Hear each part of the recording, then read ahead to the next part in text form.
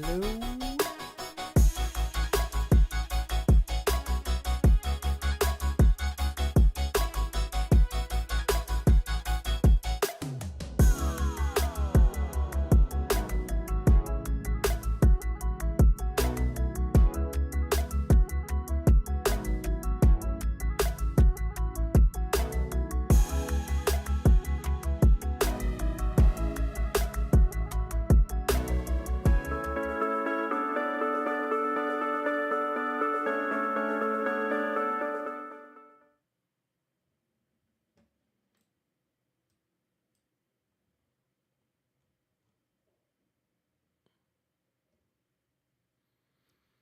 Have you ever poured your heart into a video or live stream and it just sits there and barely gets any views? You check your channel and the next day after streaming and you're just thinking, what am I thinking? What am I doing wrong? Well, it's not your camera, it's not your editing, and it's definitely not your effort. The problem is that most creators overlook this. It's your titles and descriptions. These two little sections tell YouTube what your content is all about and who should see it. If they are not clearly written, your video can get buried no matter how good it is. That's where YouTube SEO comes in, and it's not complicated as it sounds. In today's live stream, we're going to break down what YouTube SEO really means in simple terms, show you how to write titles and that help your videos get discovered, create descriptions that stand out and support growth, and show you why mastering this is the key to growing on YouTube. So grab a drink, get ready, and it is time to stop struggling and overcome this. So without further ado, let's dive in. Hello everyone, welcome to the chat. Tonio Tower, good to see you. Murray's Adventures, good to see you. I Heart Disney, thank you for joining us. We got Angie C here. Thank you so much for joining us. Welcome in, everybody. Welcome into a wonderful day, a wonderful live stream. Happy Sunday. Glad you guys can join us. So,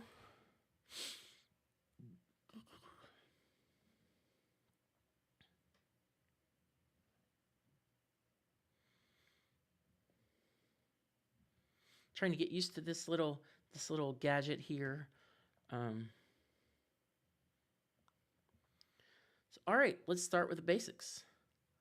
What does SEO actually mean? SEO stands for search engine optimization. It helps you get your videos out on YouTube and YouTube understand the content and show the right content to the right viewers. In other words, this is how you get found. This is how you search. So you say you want to watch a live stream at Walt Disney World and you type in Disney Live and a bunch of videos pop up. Well, that's not by accident. So let's move on to titles. So your title is so important. It's probably the most important thing about the entire process and uploads. Your title is how people find your video. It tells YouTube how to find your audience. And these titles, I think they are allowed 100 characters, and they're so important. If you don't feel like you're getting the growth that you want on YouTube, definitely work on your titles. I would say go keyword research, do a lot of things, but put as much into your title as you can. And you definitely, the titles are the most absolute important thing, because without titles, nobody can find your video. They can't even see the thumbnail. I mean, if YouTube suggests the video out, well, YouTube's not going to suggest the video out if it's not being found organically as well. So, titles are most important. I will always stand by that. Titles are so important. All right, let's move on to descriptions. Your descriptions support your title. It gives YouTube more context and connects video to search terms. And I will say this, in 2025, video tags are dead. Video tags are dead. When you're creating a live stream or you're making a video and it asks you to put on these tags, definitely do that. I'm not saying don't do that, but they provide very, very little weight to the YouTube algorithm on how your video gets found. Now, if you don't do them, there might be a chance that where you could be missing some audience. But descriptions are the most important here. They really do. And I'm going to show you an example of how I do it and what I do to be found. Basically, you're just giving YouTube a whole bunch of data about what your video is about.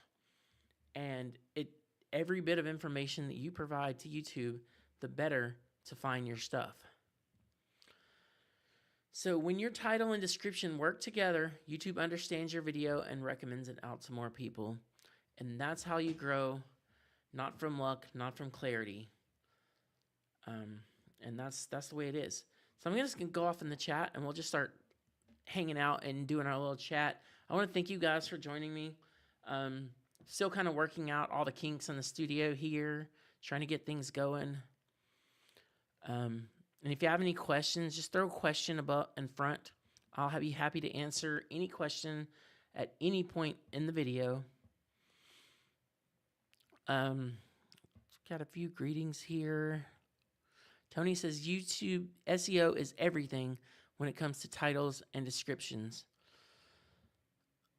Yes, I totally agree, and I think we just covered that, and I do 100% believe and back you up on that, Tony.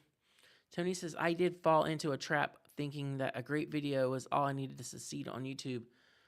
I mean, a great video is very important. It's going to matter later in the process. But last week we talked about thumbnails. This week we talked about titles and descriptions.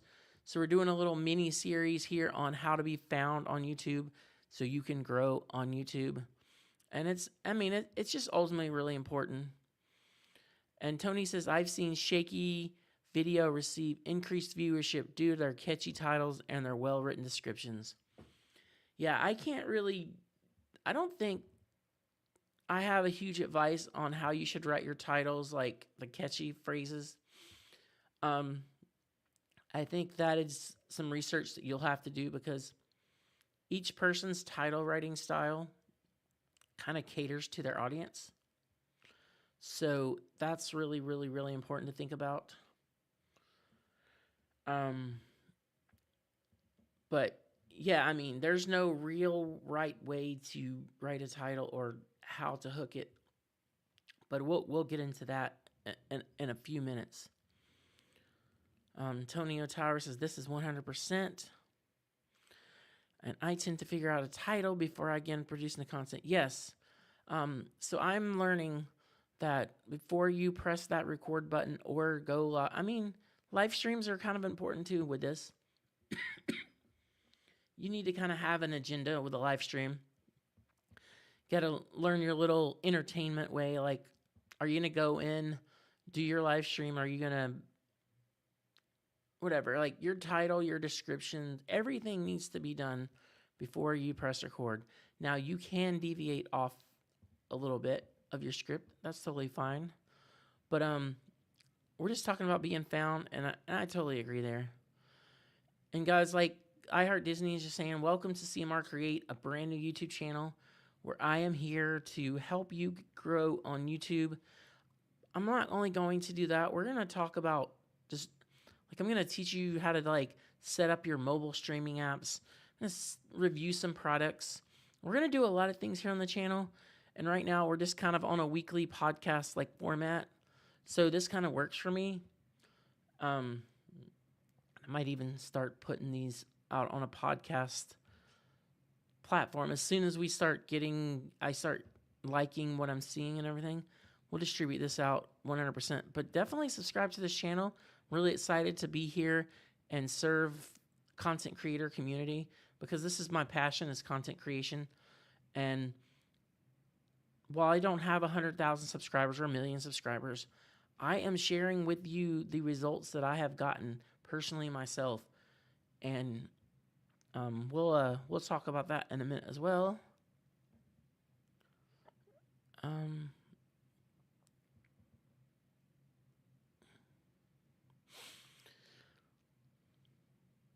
I Heart Disney says, what is the best tools to come up with a catchy title and description?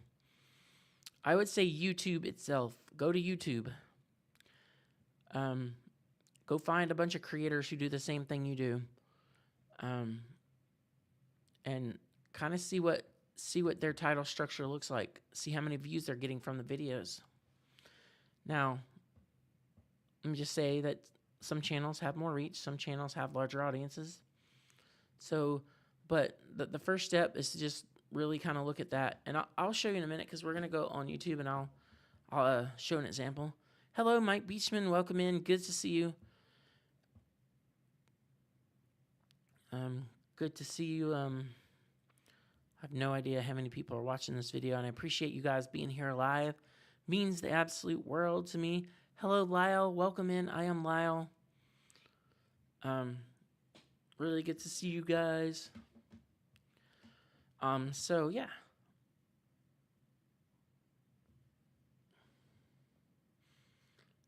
All right.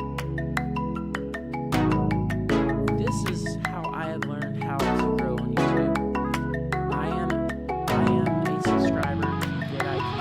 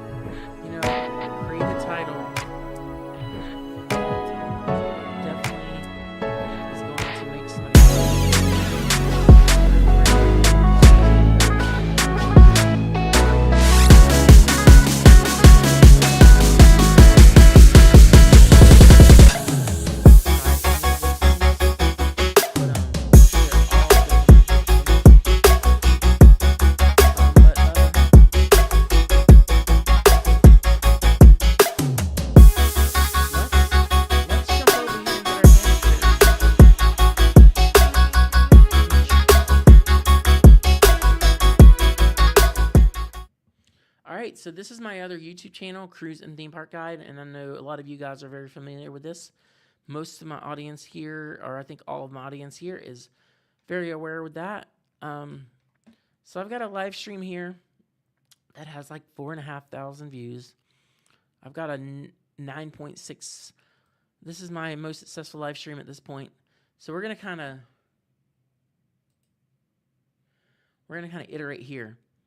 So check out this title, live, and I gave a thumbnail, just kind of a, that's kind of like a thumbnail reaction there. Give the red dot saying it's live, and I always tell people where I'm at. I kind of give them an agenda of what I'm doing. And what's funny is my number one thing that I say do, I didn't do here. Magic Kingdom, people search that. Disney Starlight Parade, people search that. Happily Ever Fireworks, people search that. And Walt Disney World is one of the most visited places on the entire planet. So at the very end, definitely put this in here. And let me show you how I would search it. And we'll get back to that in a minute. So let's say I want to see what's going on at Disney live. See all these search terms right here? YouTube has already given you some tools. So you can put, and I would say put these in your descriptions. But you see how we're already getting keywords pulled from popular searches here on YouTube. These are very, very, very important.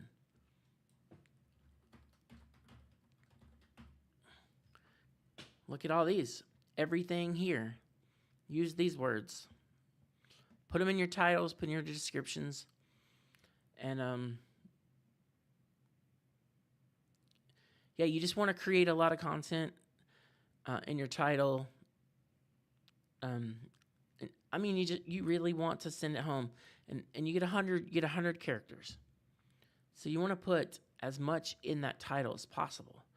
But when you're in a lineup here, if you look here, Live Magic Kingdom, Epcot Rides 2025. You definitely want a good engaging title, but look at mine. You see the red dot, and these don't? That's automatically going to help support my thumbnail. And it looks really good on the screen. Live Magic Kingdom Rides, Disney Starlight Parade. See how they go in the lineup. That looks really good, and it makes people want to click on it. Hello, Amusement Park Pirates. So good to see you. Welcome in. Park Bros, welcome in. Good to see you. But you see how we have the thumbnail, the red dot, which is what I use. You could use any kind of emoji or anything that helps you. I mean, you don't even need that, but it does stand out. But yeah, so the titles are so important. They're really good to help support your thumbnail, but they're also most important because of the search terms. And like I said, all these search terms in here,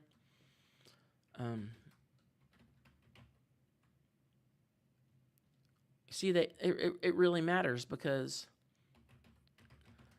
if I go Figment live stream, you know, YouTube's not really seeing a lot of that. But if you go Epcot live stream, you know, I mean, you're getting more terms. But honestly, Magic Kingdom is the most live streamed place on this entire planet. More people watch it than any other place. And yeah, I heard Disney, you're correct. You definitely want to grab attention. The more you can grab attention, the better off your results are going to be. And I am running about a 20 to 25% search ratio. So I'm looking, and there's a possibility that if you can get over 30%, it's just even better. I'm gonna get ready for descriptions here. So let's jump over to the description. This is my pride and joy right here, because why would you not want to tell YouTube every bit of information it needs, or it could possibly need, to reach a viewer? I'll show you how I create these in just a minute, but I always join a little hook.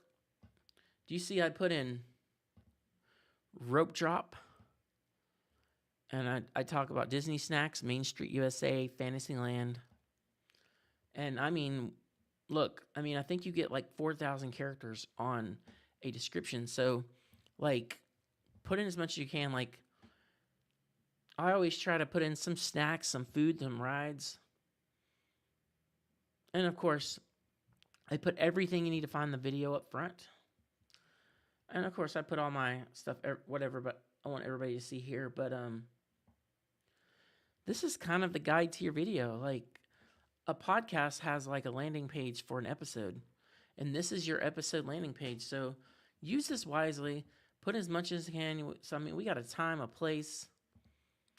I'm just really into, and I think I'm gonna revamp my descriptions. I think I can do better. So definitely let me know how you guys handle your descriptions. Oh, so we heard nothing.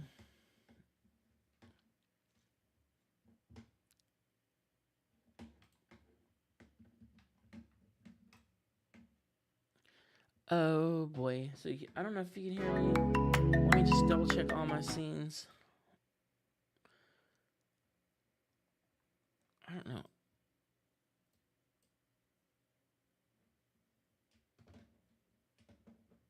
And Park Bros says YouTube is the second largest search engine on the globe. And you know what? There's a way to reach the largest search engine on the globe. It's owned by the same company. Yeah, I'm still trying to work out the kinks on the stream.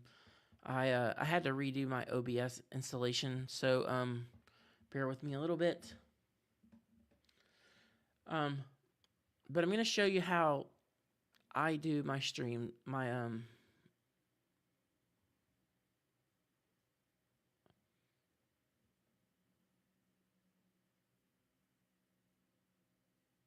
Let me see. Okay, so I created a template and I told ChatGPT, and I told it save it, and it saves it. So I basically type in, give me a stream at this place, this time, this day, and I tell it any kind of agenda that I want to do that day. So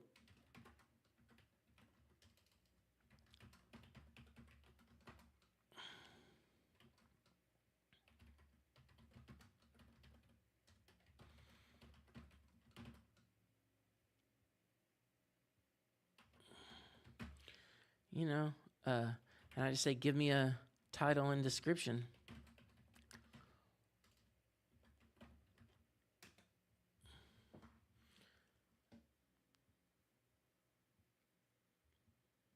And I basically trained the model to hold all this stuff into me. So basically, I just created a title and description that has the keywords and everything I want it within like seconds.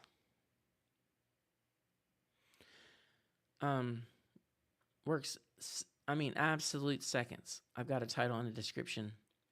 And like I said, I had this saved in, and I kind of have it templated out the way I want it. Angie C says, does this work on non-live videos? Well, yeah, it does. I think it would be the exact same, actually, because people are searching for videos, keywords. You have all this stuff. I think for this purpose, live streams, I think it's, like Lawrence said, I think it's even better for recorded videos, because YouTube is most likely going to suggest live now out to you for a live stream.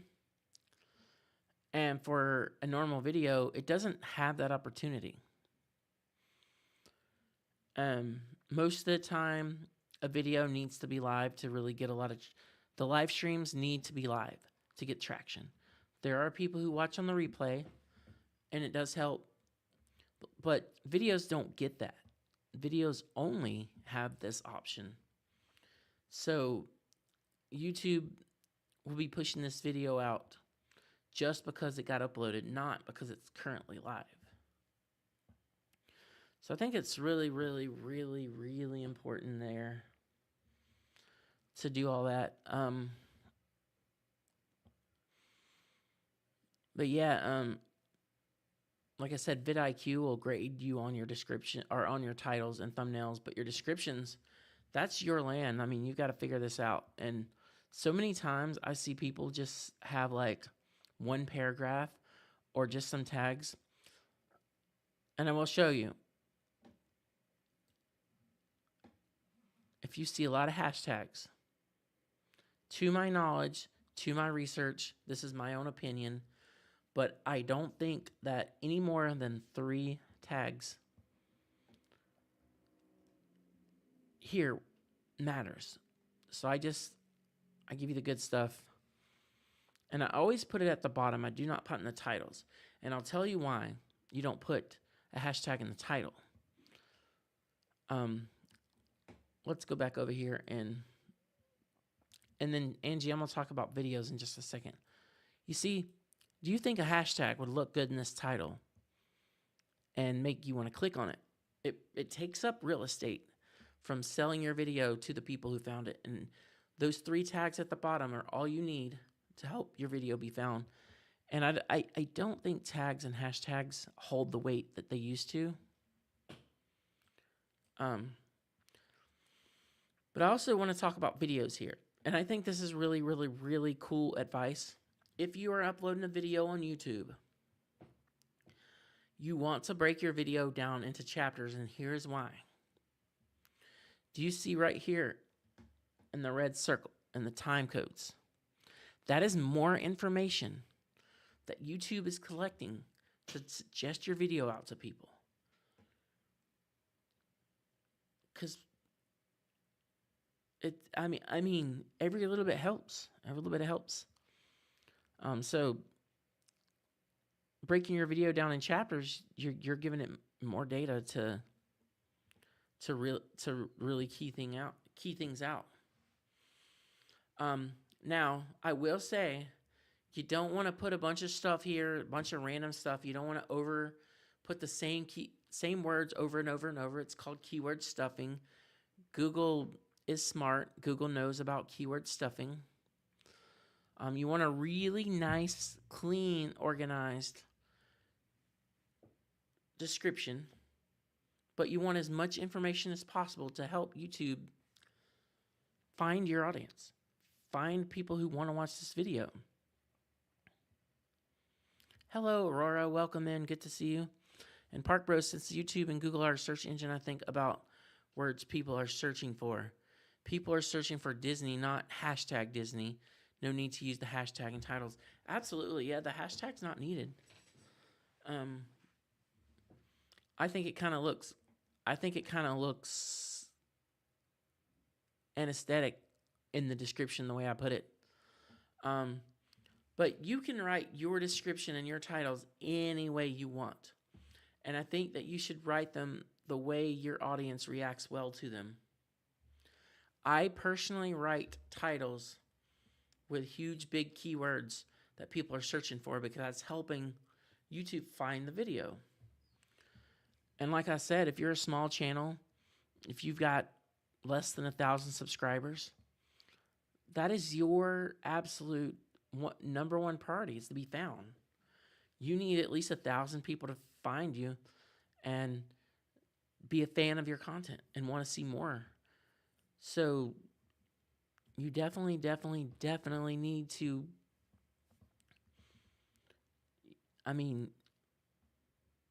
you definitely need to work on these titles and descriptions. Hello, Theme Park Giant. Welcome in. Good to see you. Hope you are well. And not to call out Theme Park Giant, but he's over there. He's over there. He's got a great description. He's got a great title. And he's using keywords in there to find his video. It's crucial. It's crucial to be found. I mean, we're all trying to grow on YouTube, and we're all trying to find our audiences. And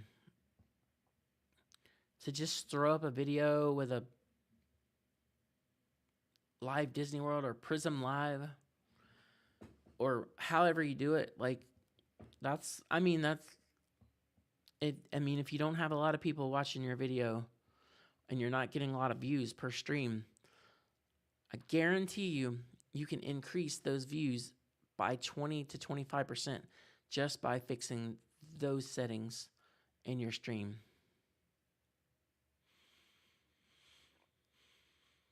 So does anybody have, let's go ahead and move over to our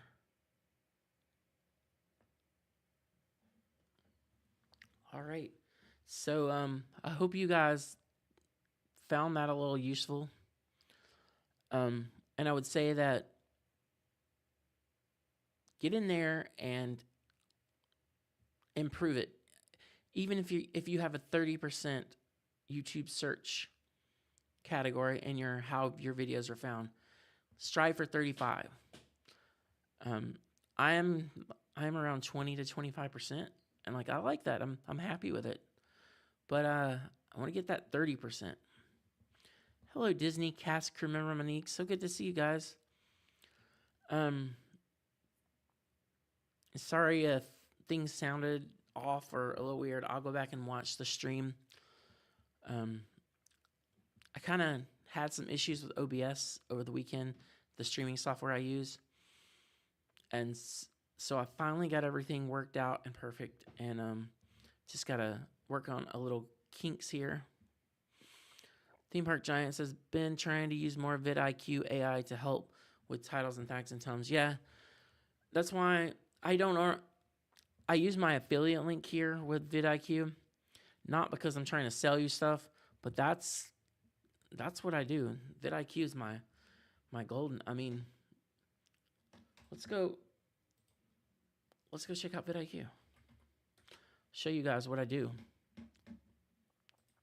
I'm going to log into Cruising Theme Park Guide because the other channel I don't have a paid subscription for.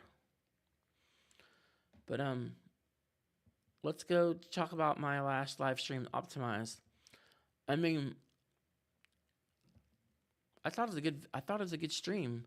We're getting about 350 views an hour while it was live, and vidIQ thinks that my title is 97% effective.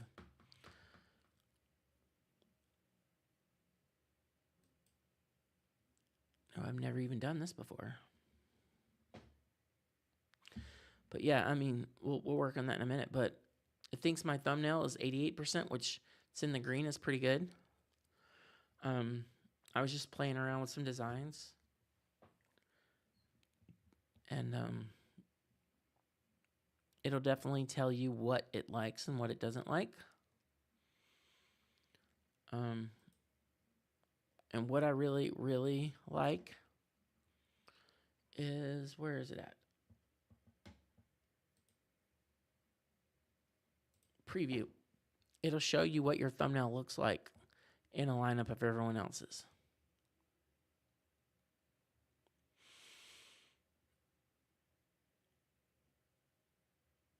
Now, this thumbnail did get me a low click-through rate.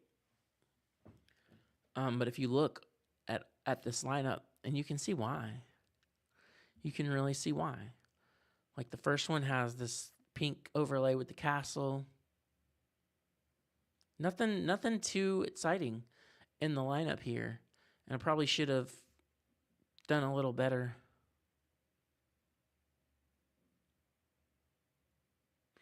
Tony says, how do you select the keywords for the thumbnail?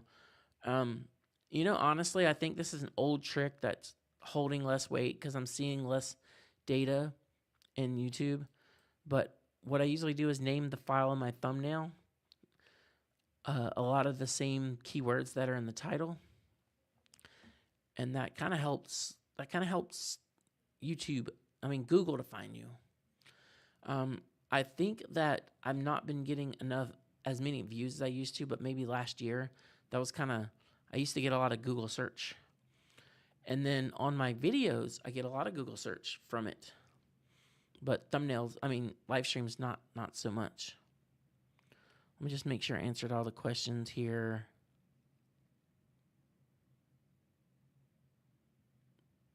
Thank you, Tony. Good to see you, Monique. Thanks for joining us. I think next week we're going to start dipping off into streaming apps. If you guys want to do a live stream, I'm going to show you the basic, easiest apps that you can use to start your live stream.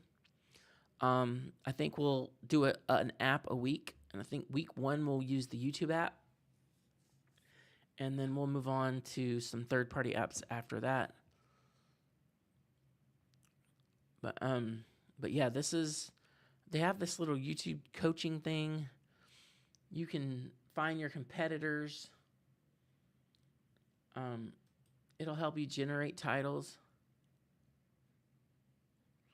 Let's do a live Magic Kingdom.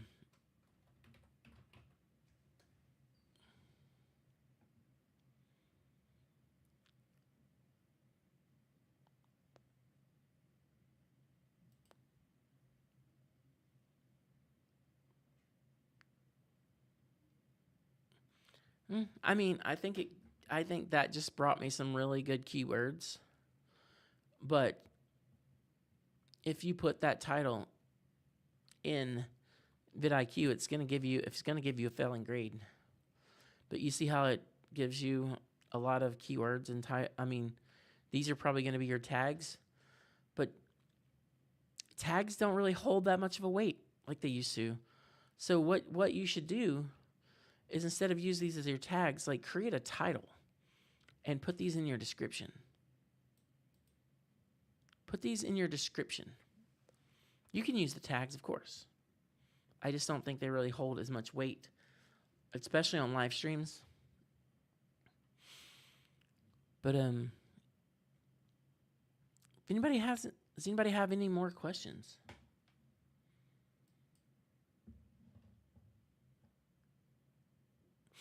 Yeah, I think we're gonna. Park Rose says Prism is a really good app for sure. Prism is the absolute easiest live streaming app that you can use.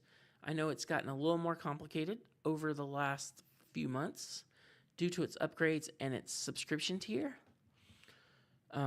But we're going to cover that probably in week 2.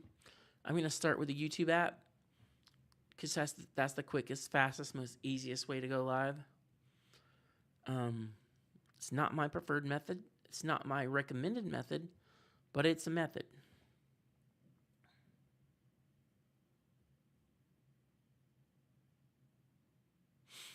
Tony says, I'm impressed with how little Prism drops a stream. That used to be the case. That was probably one of my most favorite reasons to go to Prism Live, because when I first tried it, it wouldn't support my external microphones. This was like end of 2023 when I was trying to figure out live streaming. I wanted to use external microphones because I don't like the spatial audio for iPhones. And this is, I use an app called Moblin. It's a sole developer. There is a huge learning curve with this app, and I don't recommend it if you're just getting started. But it allows me to switch microphones. And I am a little bit more willing to go without a microphone now. But Prism was attractive to me because of the microphone thing, but it has a really awesome chat overlay, so you can stream with very little setup. And overall, if you're not streaming with a complicated setup like some people I know, a little bit more advanced setup, Prism's not so ideal, but if you just want to get a live stream off, you want to share your stream with your friends and get started, you definitely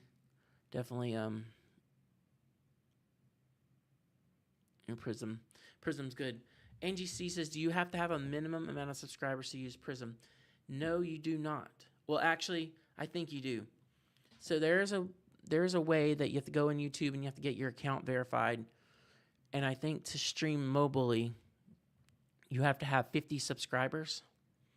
Once you get 50 subscribers and you verify your account, I think that you are cleared to live stream. So I think all you need is 50 to make that happen. You can live stream with 0 subscribers if from home, from a web browser, but you do need those 50 subscribers to do a mobile live stream. Park Rose says, vidIQ, you can actually create big templates.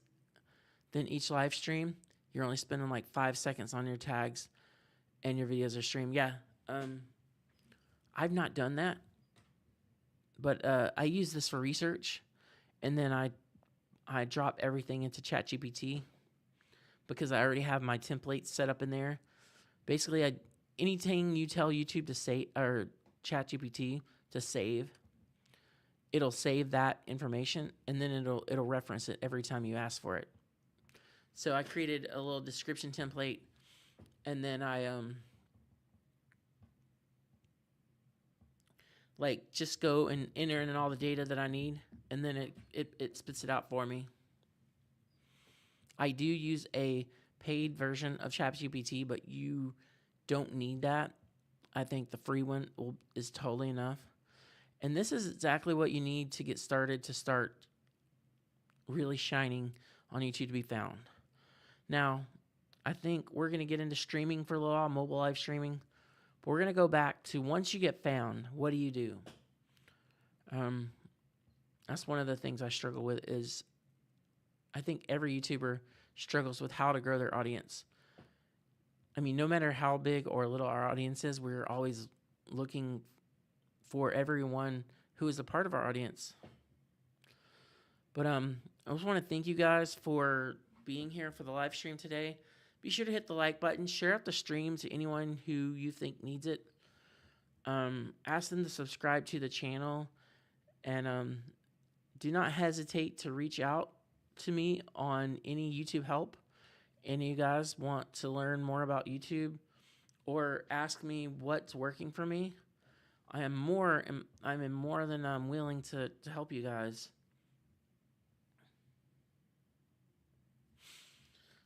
So like I said, thank you so very much, and I hope you guys have a great week. We'll see you again next week at 4 p.m.